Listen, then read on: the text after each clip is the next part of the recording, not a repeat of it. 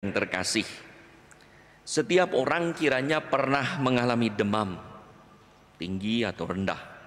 Apa yang kita rasakan sewaktu kita mengalami demam? Demam tinggi bisa membuat cara berpikir seseorang terganggu, sehingga rentan muncul halusinasi. Maka bukan hanya demam fisik, jadi demam juga demam rasional.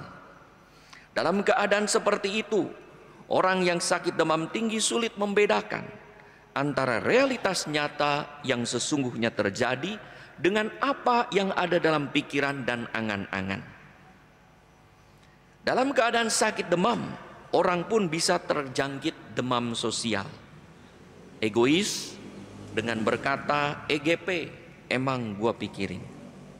Cenderung berdiam diri, meringkuk di bawah selimut dan memikirkan diri sendiri, bahwa dirinya menderita, dan bisa juga terjangkit demam spiritual, tak percaya pada Tuhan, tak mau dikunjungi Tuhan, dan juga tidak mau disembuhkan. Ada juga orang yang sakit demam, tetapi secara spiritual tetap kuat percaya pada Tuhan, bahkan menjadi saksi dalam keadaan sakitnya. Saudara-saudari yang terkasih, pernah ada orang yang meminta tolong pada saya untuk menengok saudaranya yang sakit. Dia berkata, Bapak Uskup tolong, dia sudah dicoba tengok oleh orang tapi tidak mau. Ya, minta tolong. Lalu saya pikir, ya saya juga orang, mungkin dia juga tidak mau ya.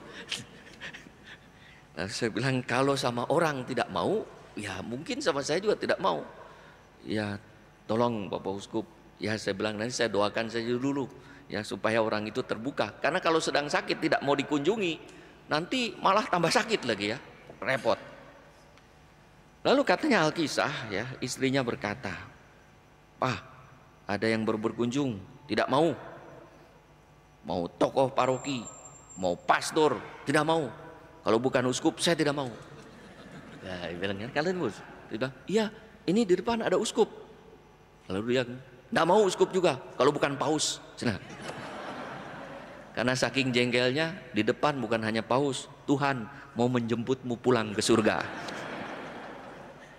Karena saking jengkel, menghadapi orang yang sakit demam itu, efeknya ke lain-lain. Demam rasional, demam sosial, memikirkan diri sendiri, demam spiritual, tidak percaya akan segala sesuatu kemungkinan untuk sembuh.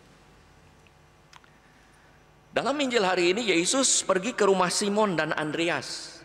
Kebetulan ibu mertua Simon sedang sakit, berbaring saja, tidak berdaya untuk menyambut, melayani Yesus, sang guru, yang banyak dicari orang, bukan tamu biasa, terkenal Yesus. Pasti ibu mertua Yesus tahu ini Yesus dengan rombongannya masuk ke rumah.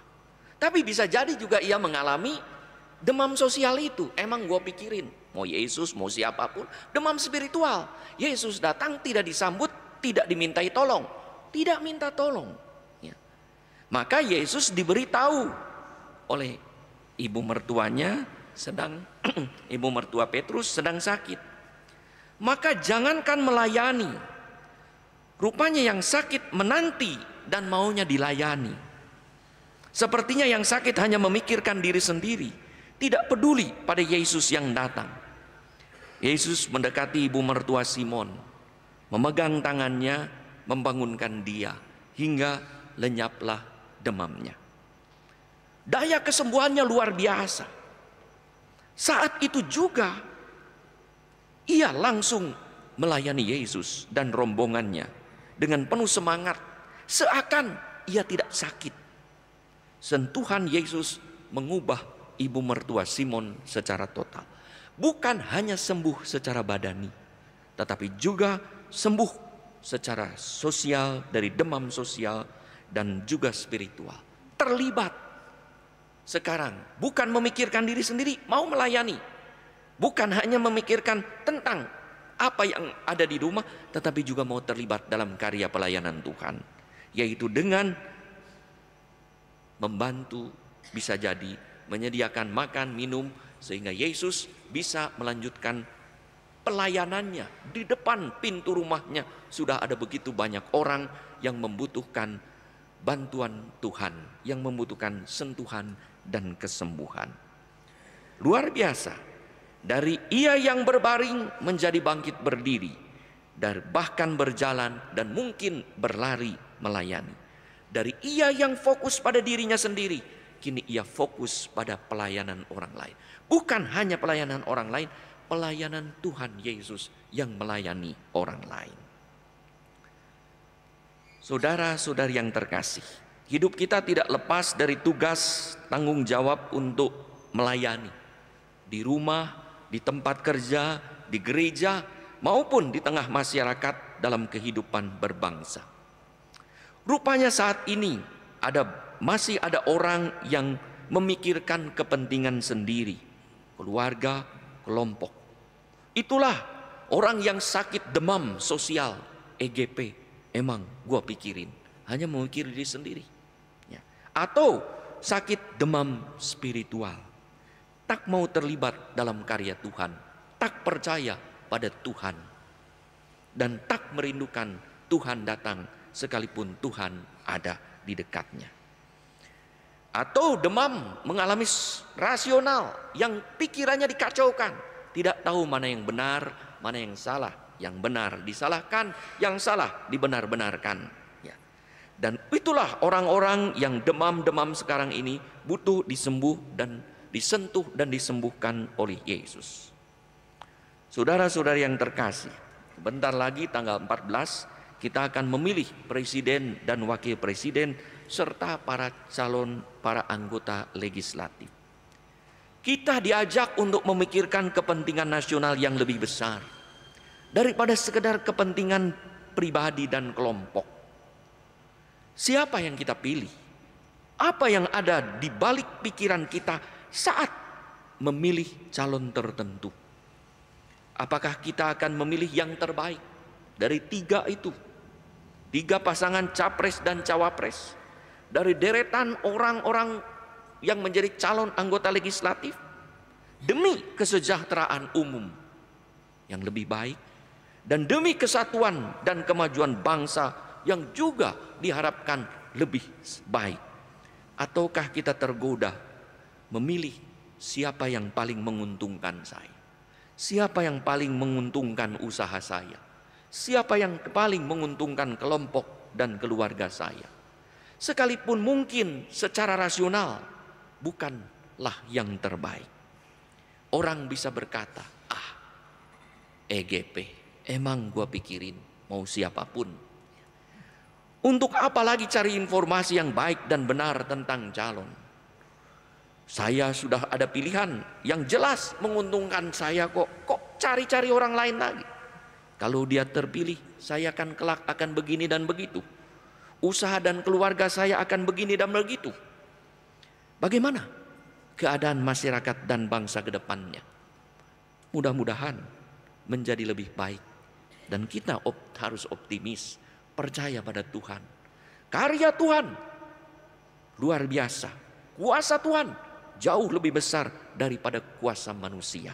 Maka kita pun harus percaya pada Tuhan. Bisa jadi orang berkata, ayo mari kita berangkat bersama-sama untuk mencoblos menentukan masa depan bangsa. Orang berkata, EGP, emang gua pikir lebih baik ikut tur libur panjang daripada nyoblos, karena nanti memang libur ya.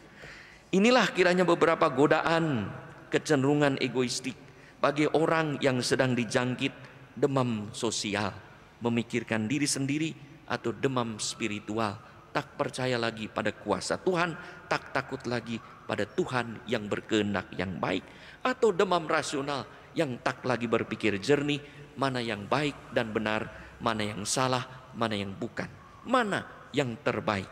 Kalau kita memiliki semua calon yang baik, pilihlah yang terbaik di antara mereka. Mari kita mohon rahmat Tuhan agar kita disentuh dan disembuhkan Tuhan, hingga kita dibebaskan dari demam rasional, demam sosial, dan demam spiritual.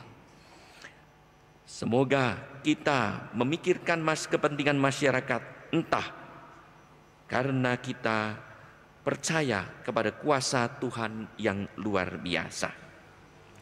Saudara-saudari yang terkasih, semoga sentuhan Tuhan sungguh membuat kita bangkit, bangun, sembuh dari berbagai penyakit rasional, sosial, spiritual, demi kebaikan kita bersama. Mari kita memilih capres dan cawapres, anggota legislatif yang terbaik demi kepentingan nasional yang tentu akan berefek pada kesejahteraan kita, pada keluarga, pada gereja kita, dan pada masyarakat kita. Mari kita turut terlibat dalam menciptakan pemilu yang damai. Kita tetap percaya kepada Tuhan, kita tetap berharap pada Tuhan. Tuhan akan memberikan siapa yang terbaik bagi kita. Masa depan bangsa dan negara ada juga di tangan kita, tergantung juga pada pilihan kita. Satu orang pun akan turut menentukan. Mari kita mohon rahmat dan berkat Tuhan supaya pemilu berjalan dengan lancar dan kehidupan kita pun makin damai dan sejahtera.